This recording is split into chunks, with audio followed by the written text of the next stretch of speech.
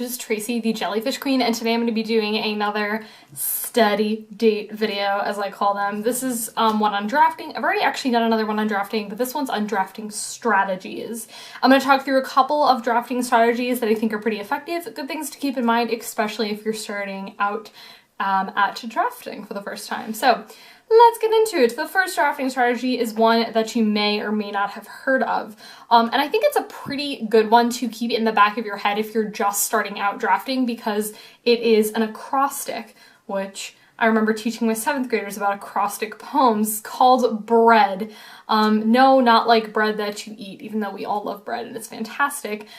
Basically, here's what this acronym stands for. BOMBs, removal, evasion, aggro, aggressive, and duds. You can hear some variations of this, like some people use these, that they stand for like different things, but this is like one of the most common ones that I found. So if you hear, like, if you've heard this before, but you've heard like a different word, there are variations of it. So I'm just letting you know that. So let's break this down. The first thing is if you're drafting and you notice bombs. Bombs, a lot of times, what that kind of means are things that impact the board heavily. Example, planeswalkers. If you draft a planeswalker, you probably want to take the planeswalker. Other than planeswalkers, they have a huge, massive impact on the board. A lot of times your opponent just needs to get rid of them immediately, or they lose shortly afterwards. Another thing are like very large creatures, large and in charge creatures that you play, and your opponent's like, fam, I really need to remove that. So any like sort of large creatures. The next is removal. You need to play removal. Absolutely, it's very important. Sometimes I'm really bad and I actually take removal, sometimes over bombs, which I know I totally shouldn't do, but I'm so removal happy that I always need to have removal in my pool. I just love removal. I always take removal. So any sort of card that removes your opponent's creature, play with it. Third, things like evasion. Evasion is things like flying. Things that can kind of get around the majority of your opponent's creatures. Also, flying is just fantastic, and you probably just really always want to take creatures with flying because flying is fantastic. Number 4 on Bread. Anything that's sort of like really aggro or like aggressive. I'm trying to honestly, I wrote this just a while ago and I'm looking at this, like I don't really quite know what that means, but I would say like anything that like kills your opponent real fast. Play those sort of things. And number 5 are like duds, things that are off color, or things that just aren't very good. I've said before, and I can't tell you how many times I say it in drafting, I really do hate enchantments. The enchantments gotta be really special to impress me, so probably don't want to play with something like enchantments. So duds are things that like you play and you get and you're like, this card's probably not good. It's definitely something that's going to be scrapped a little bit later on. So that is just one drafting strategy, something to keep in mind. But again, I think if you're just getting into drafting, I think it's a really solid thing to keep in the back of your head. Number 2, this is a drafting strategy that I've actually heard a lot from people, and a lot of people it works out the best for them. But I'm actually going to talk about why I don't like this drafting strategy. And this drafting strategy is called the best card in the pack. I have a couple of issues with this that I will talk about, but basically what this means is you have your 15 cards and you say card X is going to be the best card in the pack. You move along to the next pack and you say card Y is the best card in the pack. And basically what this looks like is then you look at that logic and say, well, duh, I'm going to pick the best card in the pack. But the thing with this is that, one, in my opinion, the best card, I don't really believe in that logic. Like, I don't believe in that in terms of, I think that you could make an argument for a couple of cards. Another issue that I have with this is I think you can kind of spread yourself thin on colors, where like you could start drafting like red, and then the next you draft white, and the next you draft green, and then you end up with like all 5 colors, and like you don't have a ton in those sort of colors. It makes it extraordinarily difficult to draft decks that have, you know, want more than 3 colors, but the mana base doesn't lend itself to 3 colors. There's some formats that just don't, like some, you know, drafting, they just don't want to play multiple colors. You're in like a 2-color format, basically.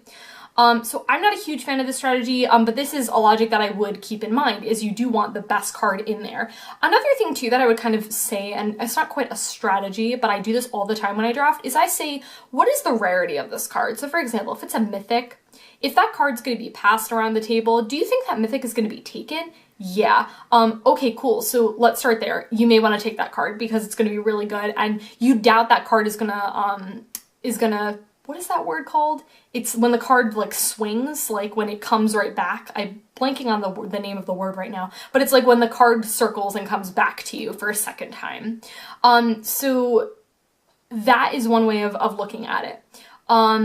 Oh, but okay, so like let's break it down. So like let's see if it's a rare, if it's a common or uncommon. If it's something like a common, but it's a really good common, you may be like, okay, will this kind of come full circle? Will people take this card? It's like the best thing ever when you think people are going to take a card and they don't, and then you get it and you're like, yes, this is awesome. So keep in mind rarity when you are drafting, because certain things like rares and mythics are probably going to be picked through a lot quicker than commons and uncommons. But again, it totally depends on the format. It totally depends on how good those cards are, because there are some really fantastic commons and uncommons that are going to be taken over rares and mythics. It just depends on the card. Okay, number 3, or third strategy. So I wrote this in all caps because it's an all caps kind of situation. Aggro, want to kill you on turn 2.5. Straight up, it's what I wrote. Aggro, want to kill you on turn 2.5. Okay, basically, I absolutely love, and I dropped like all my sheets on the floor, all these pages of my notes that just fell out. Okay, aggressive strategies, I absolutely love these. Aggressive strategies, I would say, can lend itself to any of the colors depending on the cards, but I feel like red tends to be a very aggressive color. You have a lot of like low drop creatures. So like a really good card example of this is a card like Monastery Swift Spear. This is or like Goblin Guide. It's a very aggressive card. A card that like you smack your opponent with a couple of times, and if they can't come up with a blocker, yeah, okay, yeah, they're dead. Cards that you play early on, a lot of times with the types of strategies, you won't have anything beyond like 4 mana. Probably not. You're going to be playing stuff that's like very low mana cost, so you can kill your opponent very quickly. This is a really good strategy to have in mind when you're playing, especially in formats that really lend itself to being formats that, I keep saying the word format, but like blocks, like the set and stuff like that, like sets that want to, you know, go further along in the game. Like I want the game to go until like turn 20, but like your deck is like, I want to kill you on like turn 6. So your opponent is playing for that long game, but you're playing for that really aggressive quick game. I really love aggressive strategies. I think they're really solid. Not something I would do all the time, but I love aggressive strategies. Love, love, love them. Okay, and another strategy is mid-range. I love mid-range strategies a whole ton. Basically what mid-range means is that you can play stuff on turn 1, on turn 5, and turn like 27 if you get that far. So mid-range strategies are like, I have a lot of stuff and a lot of juice in my hand, a lot of juice in my deck. I have things that are high mana costs that go all the way up to like 8 mana, but I also have stuff that are like 3 mana. Yeah, that's the type of mid-range strategy. I think this is a really, I don't want to say it's an easy strategy, but I think it's a good strategy to have in mind. Because again, if you're playing that longer game, you know, you have stuff to do with your mana. Oh, so you could have a card like Sludge Crawler. Oh, love this card. Card's so sweet. So you have a card like Sludge Crawler, right? And this is a really fantastic mid-range card because you draw this card on like turn 20 and you're like, fam, I just have all this mana. I'm just gonna pump Sludge Crawler and then kill my opponent. Oh, seems pretty cool. So yeah, mid-range strategies are really, really fantastic. And I like them a lot. So these are just a couple of strategies. Again, it's not every single strategy ever, just a couple of them to get you into the drafting headspace, the drafting zone.